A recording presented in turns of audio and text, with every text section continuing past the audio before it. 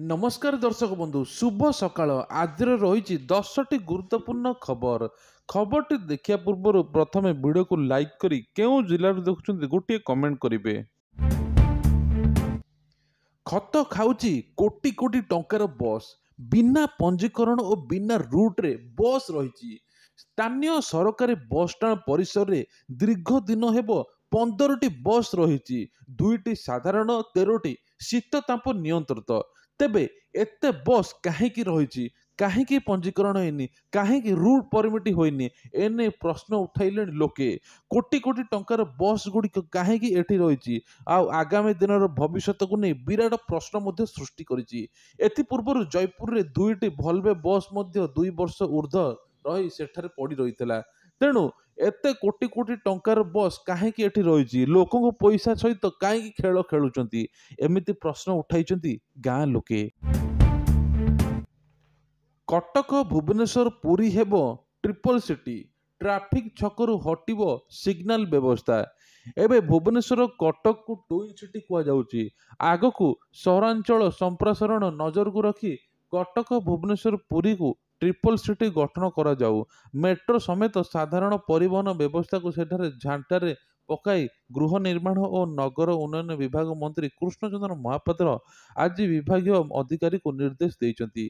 पुरी रे एक अंतर्जातीय विमान बंदर निर्माण पर राज्य सरकार योजना करथिले हैं सरकार प्रमुख योजना कार्यालय शिक्षानुष्ठान हॉस्पिटल आदि कटक मध्य सीमित रही निकटरे पुरी भुवनेश्वर मध्य रेल चलाचल जेपरी समय कमिबो तेणु मंत्रालय पक्षर खोर्धा रोड एवं 192 कोटी टंकार एक फ्लाईओवर निर्माण करा जाउची। एपरि स्थले मंत्री को योजना कार्यकारी होई पुरी भुवनेश्वर कटक को नहीं एक स्वतंत्र परिचय सृष्टि करिवो। एहा सह राजधानी समेत विभिन्न अंचल जेपरि भिड़ को नियंत्रण करा जिवो सेथिपई एभली व्यवस्था करा जिवो बोली कुहा जाउची। नव यौवन बेश दर्शन करिपारिबे नाही भक्त बिक्री हेबनी पहुंडी टिकेट 13 दिनिया अणसर नीति कारण चलित वर्ष नव यौवन दर्शन बंद रहिबो। नव यौवन दर्शन और श्री गुंडिया यात्रा गोटे दिन पड़ुथिबारु एथिलागि श्रीमंदिर रे सर्वसाधारण दर्शन बंद रहिबो। उभय अणसर और श्री गुंडिया यात्रा नीति श्रृंखला पे एभली निष्पत्ति नेइछि श्रीमंदिर परिचालना कमिटी। एपरिकी गुंडिचा यात्रा पहंडी दर्शन भी कटकणा लगाई चलित वर्ष पहंडी टिकेट बिक्री हेब नाही केवल नीति संपुक्त सेवक पहंडी बेले श्रीमंदिर को जाइपारे। तेबे नीलाद्री महोदय शास्त्र अनुसार महाप्रभु को 15 दिन अनशन काली गुप्त नीति होता है किंतु एथर 13 दिन पड़िथिबारु एसबु बंद रखा जाइछि। अर्थ आयोग गठन करने को भूली गले केंद्र सरकार 6 मास तलू 16 अर्थ आयोग गठन कर सारे राष्ट्रपति द्रौपदी मुर्मू गत डिसेम्बर 31 तारिख में ए संक्रांत विज्ञप्ति जारी कर सारी नीति आयोगर पूर्वतन उपाध्यक्ष अरविंद पानगरिया 16 अर्थ आयोग भाव नियुक्ति पाई ओडिया अर्थनैतिक एवं तथा इंस्टीट्यूट ऑफ इकोनॉमिक ग्रोथ पूर्व निर्देशक मनोज पंडा समेत विशिष्ट व्यक्ति माने आयोगर सदस्य होइछंती।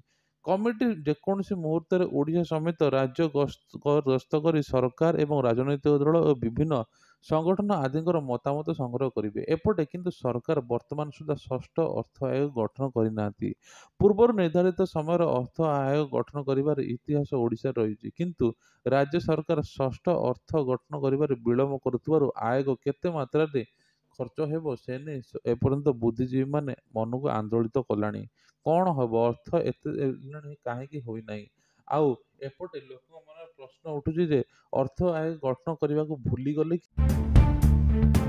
आजिठू बढ़ी पारे वर्षा 5 दिन जाए येलो वार्निंग आगामी 5 दिन जाए सारा राज्य में हालुकारु मध्यम धरण वर्षा लगी रहिबो कां भां स्थान में प्रबल वर्षा हो पारे।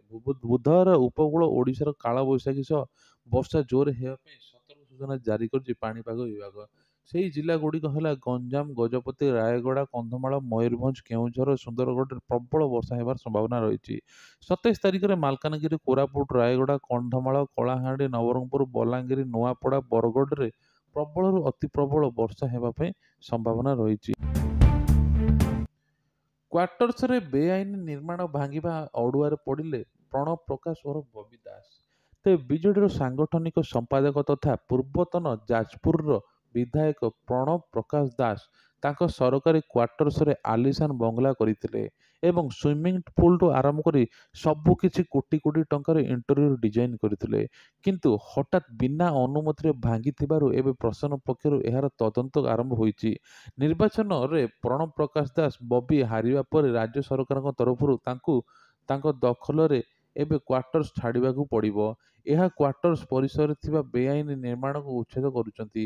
ଏପରିକି ବହୁ ଆସବାବପତ୍ର, ଲାଇଟ୍ ଏବଂ ଅନ୍ୟାନ୍ୟ ସାମଗ୍ରୀ ଖୋଲି ନେଇଯାଉଥିବା ଦେଖିବାକୁ ମିଳୁଛି, ଯାହାକୁ ଏବେ ତୀବ୍ର ପ୍ରତିକ୍ରିୟା ସୃଷ୍ଟି ହେଉଛି ବୋଲି କୁହାଯାଇଛି। ଯେମିତି କ୍ୱାର୍ଟର୍ସ ପାଇଥିଲି ସେମିତି ଫେରାଇବି, କହିଛନ୍ତି ପ୍ରଣବ ପ୍ରକାଶ ଦାସ। ନିର୍ମାଣ ଭାଙ୍ଗିବା ବେଆଇନ। ସାଧାରଣ ପ୍ରଶାସନ ବିଭାଗ ପକ୍ଷରୁ କେଉଁ ପ୍ରମାଣ ଲୁଚାଇବାକୁ କ୍ୱାର୍ଟର୍ସ ଭଙ୍ଗାଯାଉଛି? ଯୁକ୍ତ 3 ପ୍ରଥମ ପର୍ଯ୍ୟାୟରେ କଟଅଫ୍ ମାର୍କ ରେଭେନ୍ସା ବିଶ୍ୱବିଦ୍ୟାଳୟ ଶୀର୍ଷରେ। ତେବେ ଉଚ୍ଚଶିକ୍ଷା ବିଭାଗ ଅଧୀନ ଯୁକ୍ତ 3 କଲେଜର ନାମଲେଖା ପାଇଁ ପ୍ରଥମ ପର୍ଯ୍ୟାୟରେ କଟଅଫ୍ ମାର୍କ ତଥା ମେଧା ତାଲିକା ଆଜି ପ୍ରକାଶ ପାଇଛି। ସାମ୍ସ ମାଧ୍ୟମରେ ହେଉଥିବା ଏହି ନାମଲେଖା ପ୍ରକ୍ରିୟାରେ ରେଭେନ୍ସା ବିଶ୍ୱବିଦ୍ୟାଳୟ ବିଭିନ୍ନ କଟଅଫ୍ ମାର୍କ ରେକର୍ଡ ସୃଷ୍ଟି କରିଛି। ଅଧିକାଂଶ ବିଷୟରେ ବିଜେପି ସ୍ୱୟଂଶାସିତ ବିଦ୍ୟାଳୟ ରେଭେନ୍ସା ପକ୍ଷରେ ପକାଇ ଦେଇଛି। କଳା, ବିଜ୍ଞାନ, ବାଣିଜ୍ୟ ବିଭାଗର ରେଭେନ୍ସା ଶୀର୍ଷରେ ରହିଥିବା ବେଳେ ସେଲ୍ଫ ଫାଇନାନ୍ସ ପାଠ୍ୟକ୍ରମରେ ବିଜେପି, ସଂସ୍କୃତ ବିଭାଗରେ ରାଧାମାଧବ ସଂସ୍କୃତ ଡିଗ୍ରୀ କଲେଜ, ଆଇନ ବିଭାଗରେ ମଧୁସୂଦନ ଆଇନ ବିଶ୍ୱବିଦ୍ୟାଳୟ କଟଅଫ୍ ମାର୍କ ଶୀର୍ଷରେ ରହିଛି। ତେବେ 2024-25 ଶିକ୍ଷାବର୍ଷରେ 2,74,331 ସିଟ୍ରେ ନାମଲେଖା ପାଇଁ 2,37,795 ଜଣ ଛାତ୍ରଛାତ୍ରୀ ଆବେଦନ କରିଥିଲେ। ସୁଭଦ୍ରା ଯୋଜନାରେ କିଏ ପାଇବେ 50,000 ଟଙ୍କା, ଆଉ କେମିତି ଆବେଦନ କରିବେ? ତେଣୁ ଏନେଇ ଏବେ ଘୋଷଣା କରାଯିବ। ଉପମୁଖ୍ୟମନ୍ତ୍ରୀ ତଥା ମହିଳା ଶିଶୁ ବିଭାଗ ଓ ମିଶନ ଶକ୍ତି ମନ୍ତ୍ରୀ ପ୍ରଭାତୀ ପରିଡ଼ା କହିଥିଲେ କି ଏବେ ସୁଭଦ୍ରା ଯୋଜନା ଲାଗୁ କରିବାକୁ ଜୋରଦାର ପ୍ରସ୍ତୁତି ଚାଲିଛି। 100 ଦିନ ଭିତରେ ଏହା କାର୍ଯ୍ୟକାରୀ ହେଉ ବୋଲି କୁହାଯାଇଛି। ଆଉ ସୁଭଦ୍ରା ଯୋଜନା ଲାଗୁ କରିବା ପାଇଁ ଡ୍ରାଫ୍ଟିଂ ମୋଡରେ ଅଛନ୍ତି ରାଜ୍ୟ ସରକାର। ଘୋଷଣା ମୁତାବକ ସମୟରେ ଲାଗୁ କରାଯିବ ସୁଭଦ୍ରା ଯୋଜନା, ଆଉ ମହିଳାଙ୍କୁ ମିଳିବ ଲାଭ। ଉପମୁଖ୍ୟମନ୍ତ୍ରୀ ତଥା ଶିଶୁ ବିକାଶ ମହିଳା ବିକାଶ ପ୍ରଭାତୀ ପରିଡ଼ା କହିଥିଲେ କି ସୁଭଦ୍ରା ଯୋଜନା ଲାଗୁ କରିବା ପାଇଁ ଜୋରଦାର ପ୍ରସ୍ତୁତି ଚାଲିଥିବା ବେଳେ 100 ଦିନ ଭିତରେ ଏହା ହେବ। ଆଉ ଓଡ଼ିଶାର ମହିଳାଙ୍କ ପାଇଁ ପ୍ରତ୍ୟେକ 50,000 ଟଙ୍କାର ଭାଉଚର ମିଳିବ। ସେ ନିଜର ଘରର ଆବଶ୍ୟକ ଜିନିଷ ମଧ୍ୟ କ୍ରୟ କରିପାରିବେ। ଆଉ ପ୍ରଥମ କ୍ୟାବିନେଟ ବୈଠକରେ ଏଭଳି ନିଷ୍ପତ୍ତି ନିଆଯାଇଛି। ଆଉ ଖୁବ୍ ଜଲଦି ଏହାର ଘୋଷଣା କରାଯିବ ବୋଲି କୁହାଯାଉଛି।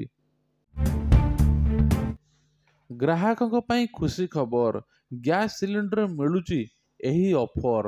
ତେବେ ଆଜିକାଲି ପ୍ରାୟ ପ୍ରତ୍ୟେକ ଘରେ ଏଲପିଜି ସିଲିଣ୍ଡର ଅଛି, କିନ୍ତୁ ଏହାର ମୂଲ୍ୟ ସମୟ ସମୟରେ ବଦଳିବାରେ ଲାଗିଛି। ଏଲପିଜି ସିଲିଣ୍ଡର ମୂଲ୍ୟ ବୃଦ୍ଧି ଅନେକ ପରିବାର ଉପରେ ପ୍ରଭାବ ପକାଇଛି। ଗତ କିଛି ବର୍ଷ ମଧ୍ୟରେ ଘରୋଇ ଗ୍ୟାସ୍ ସିଲିଣ୍ଡର ମୂଲ୍ୟରେ ଅଧିକ ପରିବର୍ତ୍ତନ ହୋଇନାହିଁ, କିନ୍ତୁ ବାଣିଜ୍ୟିକ ସିଲିଣ୍ଡରରେ ମୂଲ୍ୟ ବୃଦ୍ଧି ହୋଇଛି। କିନ୍ତୁ ଆପଣମାନେ ଅନଲାଇନରେ ଗ୍ୟାସ୍ ସିଲିଣ୍ଡର ଅର୍ଡର କରି ଟଙ୍କା କିଛି ସଞ୍ଚୟ କରିପାରିବେ। ତେଣୁ ଏହା ବୃଦ୍ଧି ହୋଇପାରିବ ନାହିଁ। ଆପଣ କିଛି ପ୍ଲାଟଫର୍ମରେ ଅନଲାଇନ ଏଲପିଜି ସିଲିଣ୍ଡର ବୁକ୍ କଲେ ଆପଣଙ୍କୁ ମିଳିବ 100ରୁ 200 ଟଙ୍କା କ୍ୟାଶବ୍ୟାକ୍। ଏହି ଅଫର ଗୁଡ଼ିକ କିପରି ଲାଭ ଉଠାଇବେ ଆସନ୍ତୁ ଜାଣନ୍ତୁ। ତେବେ 10% କ୍ୟାଶବ୍ୟାକ୍ ପାଇବେ। ଡିଜିଟାଲ ପେମେଣ୍ଟ ମାଧ୍ୟମରେ ଆପଣମାନେ ବୁକିଂ ଯେତେବେଳେ କରିବେ ସିଲିଣ୍ଡର, ସେହି ସମୟରେ ଆପଣ ବେଳେବେଳେ 20ରୁ 25% ଆପଣ କ୍ୟାଶବ୍ୟାକ୍ ପାଇବେ, ଯାହା ଫଳରେ ଆପଣମାନେ ସିଲିଣ୍ଡର 500 ଟଙ୍କାରେ ପାଇବେ। ଆଉ ଏହି କ୍ୟାଶବ୍ୟାକ୍ ଗ୍ରାହକଙ୍କ ପାଇଁ Airtel Axis bank credit card ମାଧ୍ୟମରେ ଦେବାକୁ ପଡୁଛି। ତେଣୁ ଆପଣମାନଙ୍କର ଯଦି ଅଛି, ଆପଣମାନେ ଚାହିଁଲେ ସେଥିରୁ ଆପ୍ଲାଏ କରିପାରିବେ ଏବଂ ବୁକ୍ କରିପାରିବେ, ଯାହା ଫଳରେ ଆପଣଙ୍କୁ ଗ୍ୟାସ୍ 500 ଟଙ୍କାରେ ପଡ଼ିବ। କେନ୍ଦ୍ର ସରକାରଙ୍କର ବଡ଼ ଘୋଷଣା, ପ୍ରତି ମାସରେ ଆକାଉଣ୍ଟକୁ ଆସିବ 10,000 ଟଙ୍କା। ତେବେ ଗତ 2014 ଅଗଷ୍ଟ 28 ତାରିଖରେ ପ୍ରଧାନମନ୍ତ୍ରୀ ଜନଧନ ଆକାଉଣ୍ଟ ଯୋଜନା ଆରମ୍ଭ କରିଥିଲେ। ଏହାର ମୁଖ୍ୟ ଉଦ୍ଦେଶ୍ୟ ଥିଲା ଯେ ଗରିବ ଜନସାଧାରଣଙ୍କର ବିଭିନ୍ନ ସହାୟତା ସେ ପ୍ରଦାନ କରିବେ। ଏହି ଯୋଜନାରେ ବିନା କୌଣସି ଶୁଳ୍କରେ ସହଜରେ ଖାତା ଖୋଲିପାରିବେ ବୋଲି କୁହାଯାଇଥିଲା। ଆଉ ଗରିବ ଜନସାଧାରଣ ପାଇଁକି ସରକାରୀ ଯୋଜନାରେ ଆର୍ଥିକ ସହାୟତା ଦେବେ ବୋଲି କହିଥିଲେ। ଏହା ସହିତ ଜନଧନ ଆକାଉଣ୍ଟଧାରୀଙ୍କ ବଡ଼ ଖବର ଆସିଛି। ଏହି ଖବରରେ ସାଧାରଣ ଲୋକଙ୍କୁ ନିଶ୍ଚିତ ଭାବେ ଆଶ୍ୱସ୍ତି କରିବ। ଗରିବ ଜନଧନ ସାଧାରଣ ଯୋଜନାକୁ ଆର୍ଥିକ ପ୍ରଦାନ କରାଯିବ ସହାୟତା ମୂଳ ଲକ୍ଷ୍ୟ। ତେବେ 2014 ଅଗଷ୍ଟ 28 ତାରିଖରେ ପ୍ରଧାନମନ୍ତ୍ରୀ ଜନଧନ ଆକାଉଣ୍ଟ ଆରମ୍ଭ କରିଥିଲେ। ତେଣୁ ଏବେ ଜନଧନ ଆକାଉଣ୍ଟକୁ ମିଳିବ 10,000 ଟଙ୍କା। ବର୍ତ୍ତମାନ ଜନଧନ ଆକାଉଣ୍ଟକୁ ଆସିଛି ବଡ଼ ଖୁସି ଖବର।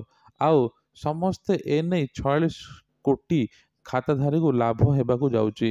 ତେଣୁ ଏନେଇ ସରକାର ଜନଧନ ଆକାଉଣ୍ଟକୁ ବୀମା ଏକ ପ୍ରଦାନ କରୁଛନ୍ତି ମଧ୍ୟ। ଆଉ ଏଥିରେ 10,000 ଟଙ୍କା ପାଇବେ। ପାଇବା ପାଇଁକି ହେଲେ ଆପଣଙ୍କୁ 18ରୁ 40 ବୟସ ଏବଂ ଆପଣଙ୍କର ପ୍ରତି ମାସିକ ଆୟ 15,000ରୁ କମ୍ ହୋଇଥିବା ଦରକାର, ଯାହାଫଳରେ ଆପଣ ଏହି ଯୋଜନାର ଲାଭ ଉଠାଇ ପାରିବେ। ଜନଧନ ଆକାଉଣ୍ଟକୁ କେବଳ 5,000 ଟଙ୍କାର ଓଭରଡ୍ରାଫ୍ଟ ସୁବିଧା ମିଳୁଥିଲା, କିନ୍ତୁ ଏବେ 10,000 ଟଙ୍କା ମିଳୁଛି ବୋଲି କୁହାଯାଉଛି। ସରକାର ଏହି ସୀମାକୁ ବଢ଼ାଇ ଦେଇଛନ୍ତି। ତେଣୁ ଏଇଭଳିଆ ଦେଶ ବିଦେଶର ଗୁରୁତ୍ୱପୂର୍ଣ୍ଣ ଖବର ପାଇବା ପାଇଁ ହେଲେ ଆମର ଏଇ ଚ୍ୟାନେଲଟିକୁ ସବସ୍କ୍ରାଇବ୍ କରିଦିଅନ୍ତୁ।